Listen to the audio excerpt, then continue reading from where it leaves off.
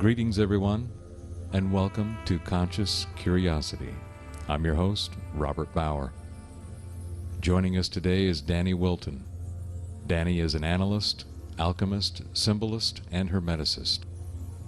We'll be discussing his research regarding the Orion Nebula and the mystery that is associated with the Orion constellation found in indigenous cultures all over the world that dates back to ancient Egypt.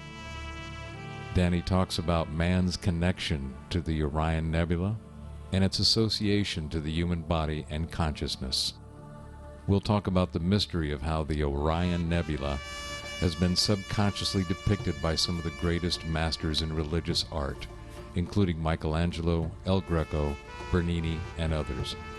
Yet this intimate knowledge of the Orion Nebula found mysteriously in these paintings precedes the discovery of the telescope and would still require technology that rivals some of our most powerful telescopes today. Joining our discussion today is fellow truth seeker David Goshorn. So sit back and enjoy a fascinating discussion of discovery with Danny Wilten on Conscious Curiosity.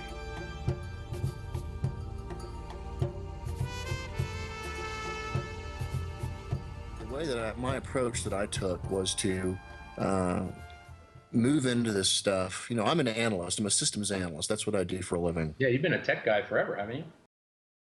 Right. But the way that we do things is different. It's different than the way that I would say these astrophysicists. The first thing that they want to do is they want to throw math to everything. And what they end up doing is they work themselves into a tizzy over something, and then they find out that they're wrong about it because of their math. And that's not the approach that a systems analyst takes. A systems analyst looks at things from a very hierarchical way of looking at things. So we start at the very top and we look for the common sense things, right? And then if something looks like it's common sense, then we break it down into its smaller pieces. And you're kind of learning to think that way, don't you? Like an outline, sort of. Exactly. We break it into a tree. So you won't see me breaking out hardcore math on something before I look at it and see if it actually makes sense. And see, this is the crazy thing about the Orion Nebula. See, they say that the Orion Nebula is 2 or 3 million years old, but then they gave age and distance. They gave age and distances for all the stars in the Orion constellation between here and these different stars, and they never ever took 1 second to look at these stars and realize that when you calculate all this out, that the stars versus their age to the distance of the Earth is a smooth line working its way all the way back to the Orion Nebula. And not only that, they follow this Fibonacci spiral that goes all the way back to the Orion Nebula. And they completely missed it because they worked themselves into a tizzy over all this hardcore math, and they didn't use their common sense. So this is what I'm talking about. So we look at things at a kind of a common sense level. So I did things with imagery and symbolism, and I took that approach because you always hear people bitching at each other all the time about what this says versus what that says and what it means or what have you. I said, look, there's got to be a better way. Right. I said, there's got to be a better way to figure this stuff out than to. And so what I thought about, I was like, well, okay, so what are these people talking about? Well, they're talking about visions that they had. So that's when I said, okay, I'm going to start looking at some of the imagery inside of these cathedrals, because back in the 1500s, or I would say somewhere around the late 1400s and all the way up until the mid 1750s, the art was just incredible in these things. This is before I was getting into the hieroglyphs in ancient Egypt and stuff. But that's before television, right? What's that? That's before television, so they had to find something to do, right? Right, but it was also still when they were also still. I'm sorry. I'm still thinking from a serious point of view. I didn't catch that. I told you it was coming, Danny. So all the symbolism was all over these churches. Now, here's what happened. It was actually by accident that all this occurred. I have two computer screens that sit on my desk. And one screen, I had the Orion Nebula, for whatever reason, I don't remember why, and it was an infrared version of it. And I'm flipping through images of cathedrals on the other screen, and I came across this one called Karlskirche, which is this cathedral high altar. And this church is located in Vienna, Austria, and they built this thing in 1737. And when I came to the high altar, I can't remember exactly what I did. If I went up to get something to drink and I came back, but at some point I noticed that there was an extreme similarity between what I was looking at on one screen and the other, and then I was like, I started looking at it a little bit hard. I was like, wow, this can't be possibly true, because we have the same sunburst going on both of them, and we have the same general outline. So I started looking at all the pieces. Now, the way I describe this for anybody else out there, if you want to be able to know that you're looking at the same thing, how do you do it? Well, the first thing is you look at the whole overstructure of it. This is kind of the way that shape recognition would work as well. You look at the whole general shape of it, but that's not good enough, right? You need to know the internal parts of it. So you start breaking it into smaller sections, and you start comparing those sections. And the things you have to take a look at are the XY coordinates, the relative size, location, its rotation, and all of these various things. And I noticed that as I was doing that these various shapes were in the same XY location. They were rotated the same and everything. And then I was like, wow, these things are matching up. And then I thought to myself, I was like, but this can't be true, because this was done in 1737, and this is an infrared image of the Orion Nebula. Have you seen the intercession of Borromeo? I was looking at that one too when you had shown some other ones. And, I just popped it back up on my screen, and it's, if you look at you basically on the left side of the screen, it's supported by the Virgin Mary. I'm trying to look at the image code right here, but it's the trapezium, or, whatever you're going to, see in this. There's actually, the head of the Virgin Mary right in the middle of it. It's another one I'm looking at right now as I'm kind of popping through this artwork as you're talking. That reminds me what you're describing sounds a lot like the Ascension of Christ by Salvador Dali. The arm of Charles Borromeo is the right side of the Nile Delta, and the cherub and the robe of the Virgin Mary kind of goes up on the left, and then her head is right in the middle. Yeah. And there it is, popping right up. Right. What I started noticing though is I was like, well, okay, great, you got a great hypothesis here, but this could have been a lucky deal. And so what I did was I thought, well, I've got enough accuracy here to warrant a little bit more investigation. So I began to start looking for it in other places, and I found that it was being depicted in these various ways in these various cathedrals. What I also noticed that tied it all together was the theme was always the same. So in the Mother Jesuit Church, which I'm sure they can't stand it that this is right in the middle of their church, but if you go into their cathedral and you look straight up in the air, at the very top you have something called Triumph of the Name of Jesus. Now this is really interesting because these various symbols are always labeled something.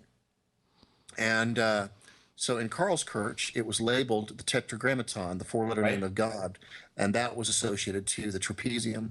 Now, when we go into the Mother Jesuit Church, the Church of the Jesu, and you look straight up, you see this thing called Triumph of the Name. It's a huge fresco done by Giovanni Battista Galli, and it shows all of these people on this cloud, and this cloud is circling into the middle of the bright spot. It's almost like the ladder of souls moving into when we think of Jacob's ladder, the angels ascending to heaven on this ladder. Right. So what I found out that this cloud is actually the Barnard's Loop circling into the Orion Nebula. And when I performed the overlay, it was absolutely amazing. And of course, the Orion Nebula is right in the center of it. And this time, it's labeled IHS, which is an older acronym for Jesus. So I continue, and I'm finding it in other areas. And the next time, I find it in the Vatican City in St. Peter's chair. This got two parts to this, because this time the symbolism He's showing the Holy Spirit dove, but it's the same thing. Now, here's the interesting thing about it. All of Vatican City is the same structure as Solomon's Temple. Guess where, when you lay the human body on top of all of it, where the head is? The head is sitting right on top of the dome of the temple where the Orion Nebula is. So that means the Orion Nebula, once again, is associated to the head. And by the way, Bernini did all of this, but he's got the head where it's sitting right on top of where the holiest of holies is on Solomon's Temple, right where the Orion Nebula is, right underneath it, and right where the head is. And could you clarify where that was, which church that was in? Cathedral? It's St. Peter's Basilica. St. Peter's. Okay, gotcha. Just so everybody kind of has an idea. It's the one that you always see when you think of the altar inside the Vatican. It's the one with the sunburst and the holy dove. It has the major sunburst right there, just blasting out with all the cherubs around it and everything. Right, that is the Orion Nebula. Creepy, but you're right. That's right where the head is when you overlay the body on top of Vatican City.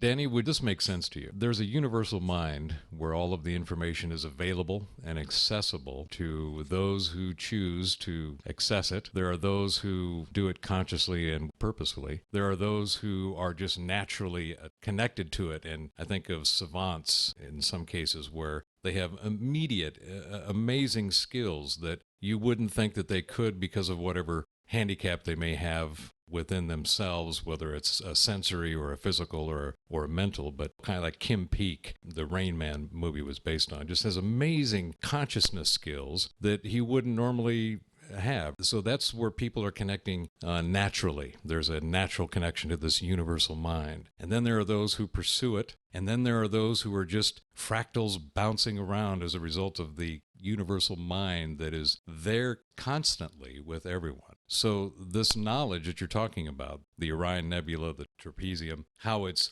been replicated throughout eons and different civilizations on Earth, in the symbology, in the language. Some of those individuals in various cultures and civilizations were purposely connected and had that knowledge and either kept it to themselves or took it and did their own morphing to it and then bestowed it upon the people to control them, while others would just find this information through this natural connection that everybody can have if they're open to it, like a Walter Russell, for example. If that's the case, if this universal mind is always there and the information is always there, and there are those who can connect naturally, those who connect purposefully, what is the connection to that information as it relates to Orion and the Orion Nebula?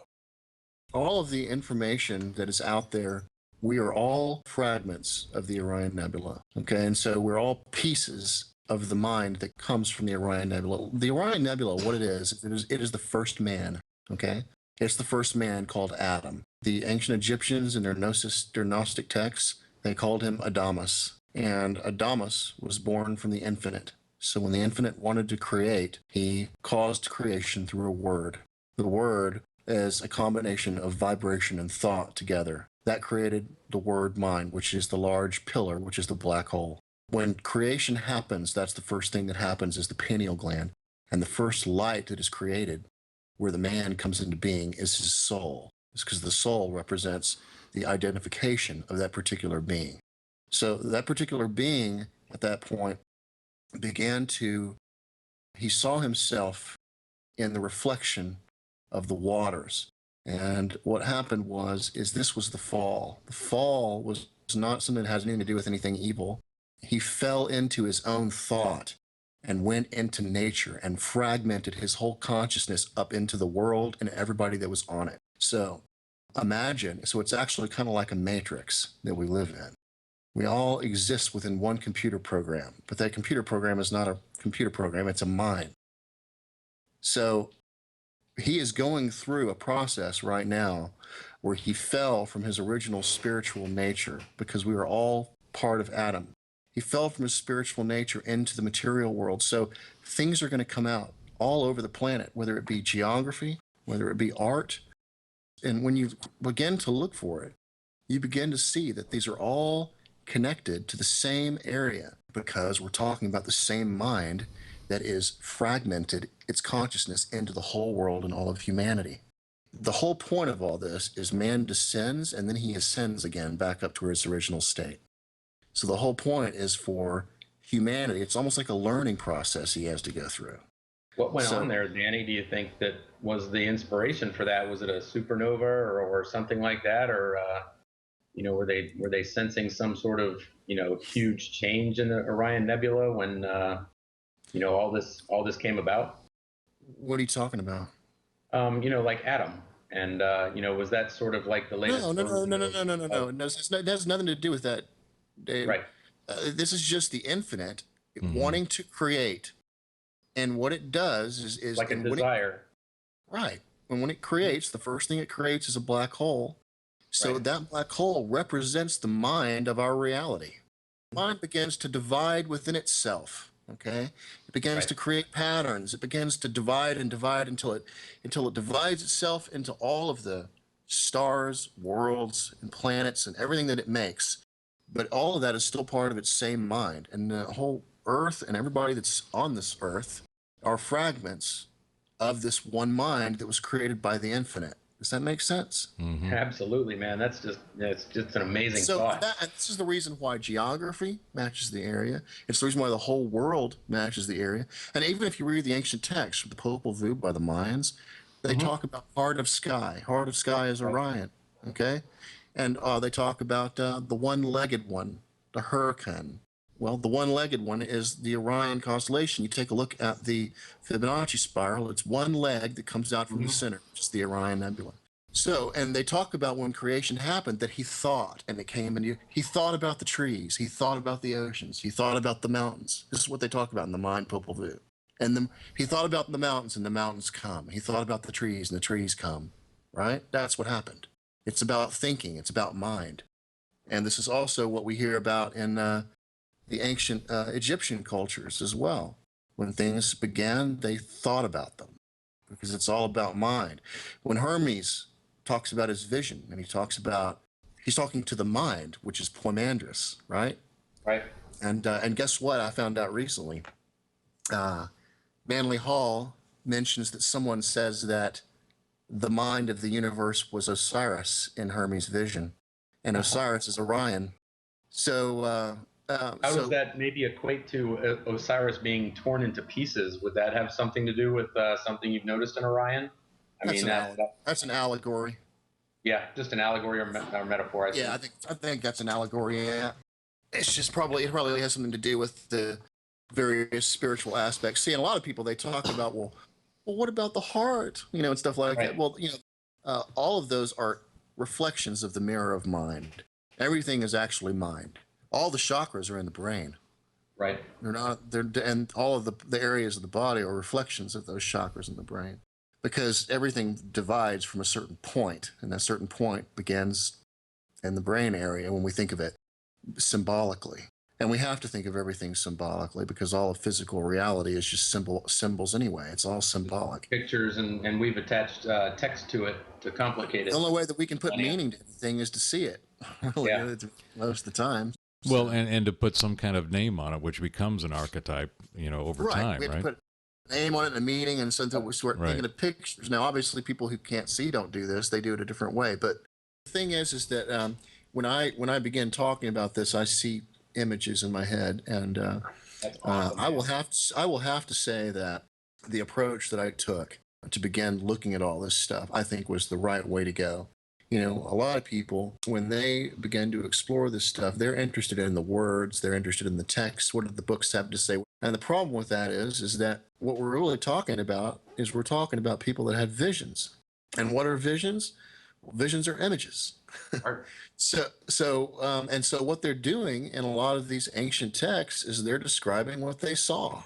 So if you learn to communicate, and just as Manly Hall mentions as well, through symbolism and through things, and this is one of the reasons why the Freemasons are very much into symbolism. They get it. They understand the importance of the symbolism because it all comes from, if you want to understand what's going on, you go to the source of it.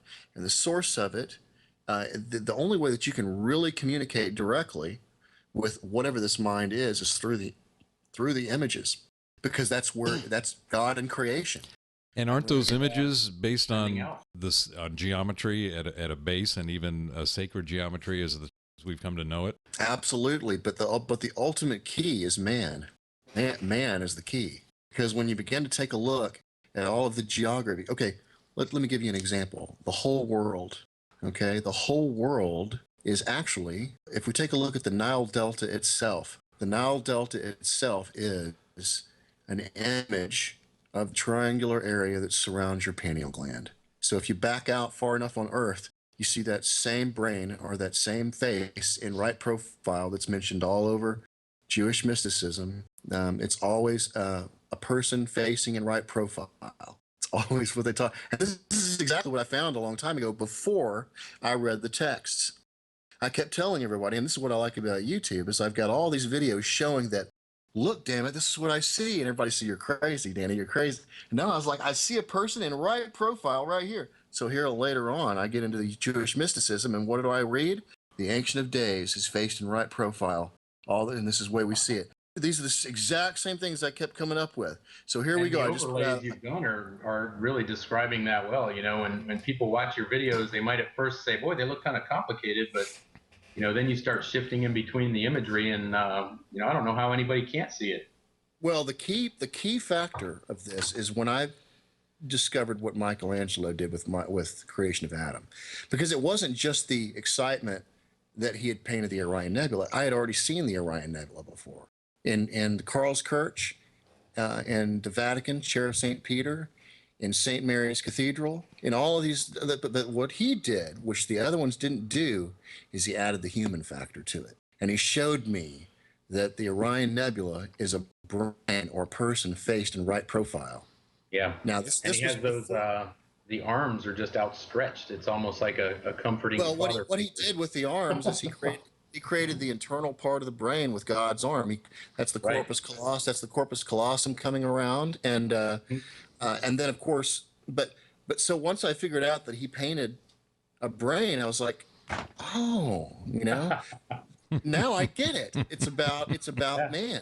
It's about man. A little and so then I immediately understood the Orion Nebula is a brain. And then when I saw Egypt and the Nile Delta, and that the Nile Delta matched the Orion Nebula, then I realized, oh my God, there's a brain on the Earth too. And then I realized that the whole Nile and the Nile Delta is a representation of man in a smaller fractal form.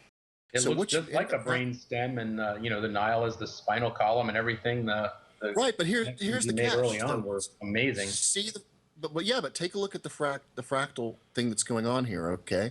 Because you have the Nile coming all the way up, which is actually the spinal cord, and when you get up to the Nile Delta, that's the whole head, right? Mm-hmm.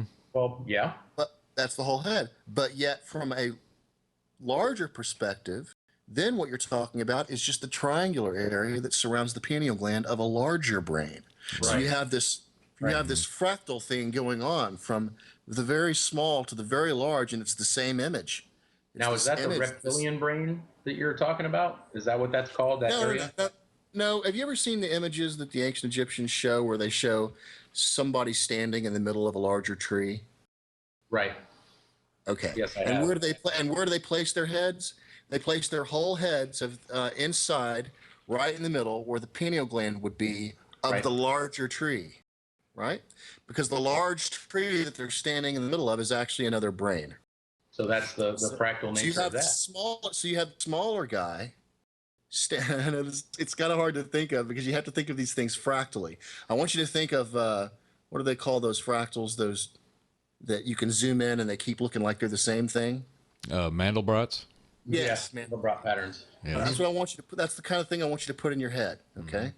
So we've got this brain that we're zooming in on in right profile, and when we get to where we can see the triangular area surrounding the pineal gland, then you see another little head in the distance in the middle of it pop up, and you can start zooming in on it, and the same thing happens over and over again. So you have this large to smaller to smaller to smaller, and this fractal, and this is where the Fibonacci spiral comes in.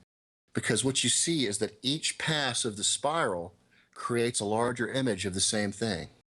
Mm-hmm. So what I figured out was when your center point, which is right in the middle of the Nile Delta, which is Busiris, which is the house of Osiris.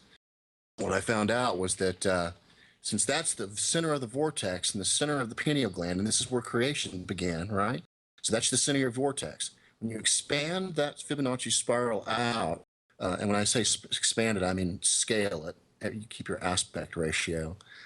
So that's the center of the vortex, and when you move it out to where the bottom part of it is passing right by the coccyx or the sacrum, excuse me, the end of the very coccyx area, then you find that the division point exists right between the head and the body. So you're dividing the head and the body.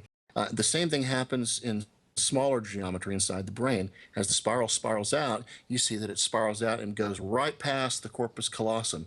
Now, when you spiral that out again, you'll see that you can start placing these smaller brains inside larger brains, and all of the Fibonacci spiral and its passes pass right along the geometry exactly the way that they're supposed to.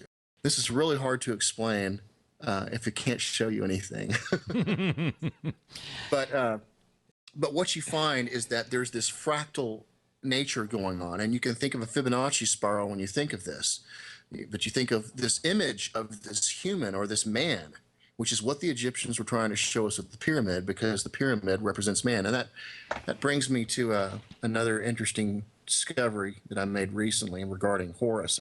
The names for Horus, he's called the only begotten of Osiris. He's called the firstborn of the infinite. He's called the door. He's called the bridge. He's also called the bridge. Right, the manly hall, and you know, of course, nobody can get to the Father except through him. Familiar. Exactly. Is that familiar? Yeah. So nobody gets to the Father except through him. He guards the house of his Father, is what is said, right? So when you begin to take a look at the Kabbalah and the Tree of Life, there are the top three Sephirah, which sit at the very top. And you know how the Tree of Life looks. You know, they're all connected by these little bars that connect all of them together. The top three have a bar that goes across horizontally, and what that does is it divides the head from the body. And the name of that bar is actually called Daleth, and Daleth means door. And so when you look at the ancient Phoenician characters for door, they are a triangle. And the definition for those, as well as Hebrew, as well as Greek, they all mean tent door. And what that means, since the pyramid is the triangle and it's associated to the head, and we see this in art all over the cathedrals, the tent door is the door from the spinal cord into the base of the skull. That's what this area represents. So Horus is the door. So he is the gateway into the skull. And so he is that area. And when we put this on the Nile and the Nile Delta, the door passes right through the Great Pyramids. And that means that since Horus is guarding the house of his father, then the Sphinx that sits out there as acting as a guard, in my opinion, is a lot more than likely Horus or some other earlier version of himself. Wow. That makes a lot of sense, Danny. Exactly. Yeah, doesn't it all just tie together? Yes, and geometrically, by the way, it's also perfectly correct. And that means that the Father, which sits at Busiris, is also perfectly geometrically correct with the Sephiroths and everything when you lay everything out on the Nile. Thoth, which is also called Hermes, right? He sits in Hermopolis. And the geometry is perfectly correct. City of Hermes. Hermopolis, the city of Hermes. Exactly, which is where Thoth is. Now, if we take the body, the geometry of the body, and we lay it horizontally, have you guys ever seen the Judgment Hall of Osiris? You know, you have the little guy that's down there, and if they weigh your heart against the feather of truth, and if you don't make it, then he eats you up. The feather of truth. Right. Okay, so there are. It's really interesting because we have a long hall, and then we have this little area, this little square area that Osiris sits in. And then all the way up to Osiris, you see all these gods. You see Anubis first, and then you see these other guys, and you see Thoth, and you see Horus. Well, what all this whole hall represents is it represents one human body. There are 33 columns of hieroglyphs that lead up to the house of Osiris, which sits at the end, which represent the 33 segments of the spinal column. And this is all Luxor, right, Danny? No, As this well? is the Judgment Hall of Osiris. Didn't you do Okay, a this video doesn't- on this, Danny? Oh yeah, I've done several. Yeah. Yeah, This I doesn't remember tie this in one. with- Yeah. Hmm. This doesn't tie in with the Luxor, the Temple of Luxor? Well, they all tie together because they're Okay. all related to the human body. Because that's what I'm thinking when you say there's these different chambers and these different places and all these columns. I'm, immediately thinking of the Temple of Luxor. Well, yeah, but the Luxor the Luxor temple doesn't show the 33 columns like that. Okay. All right. It doesn't show the 33 columns. Now, what sits above those 33, interestingly, are 14 people sitting above it, which are the 14 parts of Osiris, right? Right. Now, when you take a look at everything that's going on, the heart being weighed against the feather of truth, well, who weighs the heart and who writes it all down? It's Thoth. Well, when you lay the body on top of there and the person sitting at the root, and you have Osiris at the head, Thoth is right on top of the heart. So what all this basically means is the whole Hall of Osiris hieroglyphs is showing us the representation of one body, because Osiris was actually all these various gods. People think they're all different gods in ancient Egypt, and one of the main bitches that you hear from some of the religious communities is that they worshipped all these various gods. Well, that's not true. All these various gods represented different divisions or aspects within one, which is the same as the Adam Kadmon in the Jewish mysticism and what is actually being discussed in the opening chapters of Genesis, which is actually the heavenly Adam, which is the true interpretation and not the interpretation that the church gives everybody, which is the same thing. The heavenly Adam is the same thing as Osiris. It still points to Orion. It all comes down to the same place, same area. They're all just told differently by these various cultures. And that's the problem, is that everybody sees themselves as their religion is the best or what have you. But when you start digging in and you become an investigator and you keep an open mind instead of believing yours has to be right, but you approach it from the perspective of an investigator, you're trying to solve a crime, right? I mean, you have 100 people in the room. You don't ask, and somebody stole $5 of yours, you don't ask one person, that may be the liar. You ask everyone in the room, and you don't tell them all the story. You gather all the stories separately, and you put them together in front of you, and you see where the common truths come out. That's how you find the answers. And this is something that people refuse to do many times out there. Right. They don't want to compare. And that's where you do it. Now, when you think of comparing all of them together, and then you think of it as through symbolism, then you see how the symbolism relates to everything. For example, what's the symbol of the holy dove? That's the Holy Spirit, isn't it? Mm-hmm. Right? Well, okay, that's the same as the winged disc. That's the same as the wings on top of Hermes' staff. Always flying or Hermes' taking staff off. has two. Yeah, Hermes' staff. Right, and Hermes' staff has two snakes going all the way up it, and then you have wings at the very top, and then Osiris, his staff has two serpents going all the way up it, and then you have a pine cone at the top. Same thing as Dionysus. So when you begin to see all the symbolism that correlates in all of these various cultures, you start seeing, oh, so the holy dove is really the winged disc. It's just a newer version of it. And then of course, when you see what it's all related to and where it's pointed to, and then it has something to do with the head, and the head has something to do with the Orion Nebula, and the Orion Nebula, you start seeing all the connections. That's what I'm saying. It's always somebody's Quetzalcoatl at some point, isn't it? Yeah, these are all. That's the same representation as well. Right. Exactly. So, Danny, Everything. basically what it sounds to me like you're a forensic semiotician looking at the symbology and understanding that the symbology may morph slightly in the way that it's represented, but from a geometry or even a fractal perspective, the archetypes are the same, but as time goes on through various civilizations and cultures, moral teachings and so forth are grafted onto these archetypes, resulting in a confusion of language and understanding, but all resulting from the same source of information and geometry. That's right. And you can find out so much by comparing the symbolism. And it's not just the symbolism itself, but what you find is that mysteriously, somehow, they always place the symbolism associated to the right meaning. Mm-hmm. So, for example, the winged discs, Hermes has wings on his head, right? He also has a staff with the wings at the very top.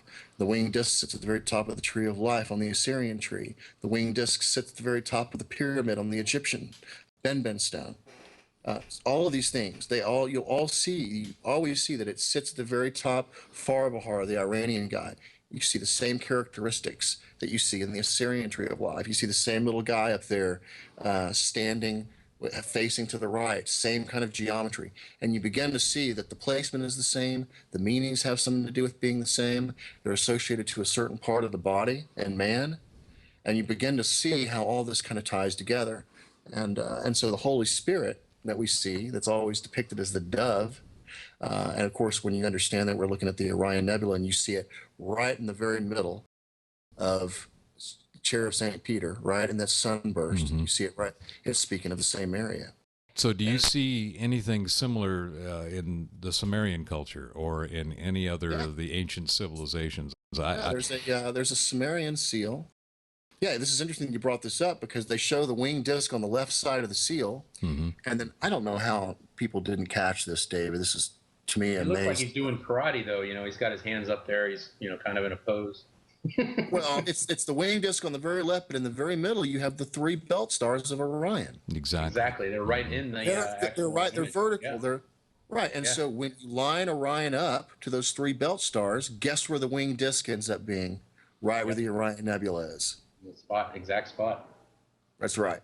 Well, and it's the right profile also really always gets me. You could have them facing both ways, all kinds of poses for the archetype of the anthropos, but it always seems to be that perfect right profile with the arms and the hands being very, very important in the symbology. They don't ever leave the hands off or leave the arms off. They're always really, really centralized in there. That really right out in the open. This is all mind at work. See, this is all just like I love what you wrote in that one comment on Facebook. You said something about how the forefathers knew and that they wrote this into our conscious. I forget exactly what your wording was. It's ingrained for me. It's ingrained in our consciousness, in our DNA, in our heart, in our brains. It's That's just correct. out there. We're dealing like with an antenna.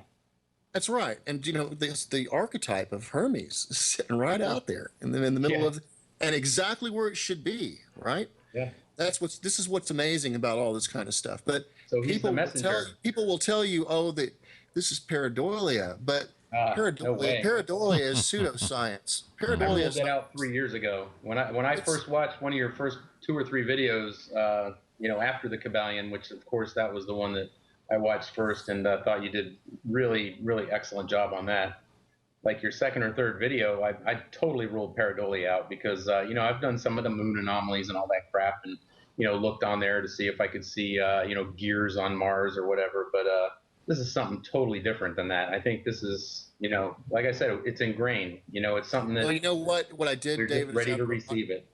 I realized after a while the only way I was going to get people to shut up about all that was to throw the geometry on there.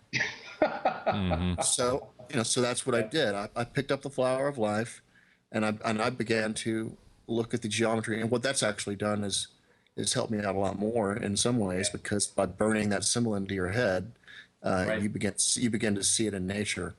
It's just everywhere. I mean, when I'm fishing or whatever, I see it in the whirlpools, and when I'm out looking at conch shells, because we live in Florida, everything I see here in Florida, all the flowers and the plants, everything conforms to that sacred geometry. There's no mystery about it. It's a fact, and every morning I wake up and I see it all over again in the backyard, and when I go out in the water.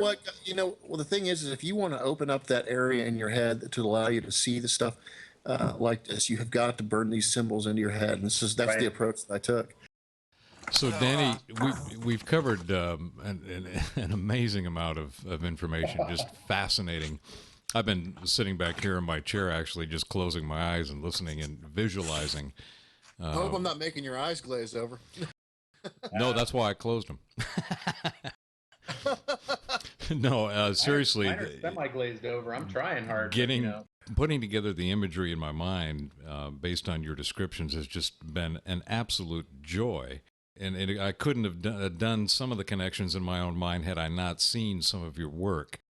And your work is just phenomenal. And people who do have an open mind, who are actually looking for facts, not hyperbole or some made up mythos to support some particular agenda, regardless of where that agenda comes from. People who really want to find the truth about what is there, what can be seen, will find it in your work. One of the things I wanted to ask you, what has changed in your mind and your way of seeing the world around you as a result of the work that you've done? I mean, this is some profound stuff. I guess I've become a completely different person as far as understanding what we're here for, and I understand now that we are all really the same being. We're all one person, and when you think of it from that perspective, you're thinking, why are you fighting with yourself? Why are we killing one another? Well, it's not that it's killing is bad. It's pointless. Sure. You're one mind having an experience through all of humanity. It's like we're dying cells. The only way that you can do good for that mind is to try to bring everybody else together. When you think of a problem in your head, how do you solve the problem? Well, this is kind of the way I kind of use this analogy. You solve the problem by beginning to divide the problem up into its parts, and you take different sides. You go, well, and you almost create an argument in your head. You take one side and you go, yeah, but what about this? But then you take the other side and you go, yeah, but we've got this part about, and you're dividing yourself up mentally into these different perspectives, and you're trying to work the problem out, right? And when you come to the solution of the problem, they all come back together and the problem is solved. So the only way that we are doing the good around on this planet is to first come to the realization that we are all one being. When we destroy the earth, when we destroy anything out there, when we're not doing something to better all of humanity, then all we're really doing is hurting ourselves in the long run, because we're all part of the same being. The only way that we get out of this mess is to come together. And that means to treat everything in humanity and the whole planet as being one being, like we're the same person. And I'm not saying this because it sounds neat. It's because I know we're all one person. And this is what's changed me. Because now I see myself as a servant of humanity rather than a servant of myself.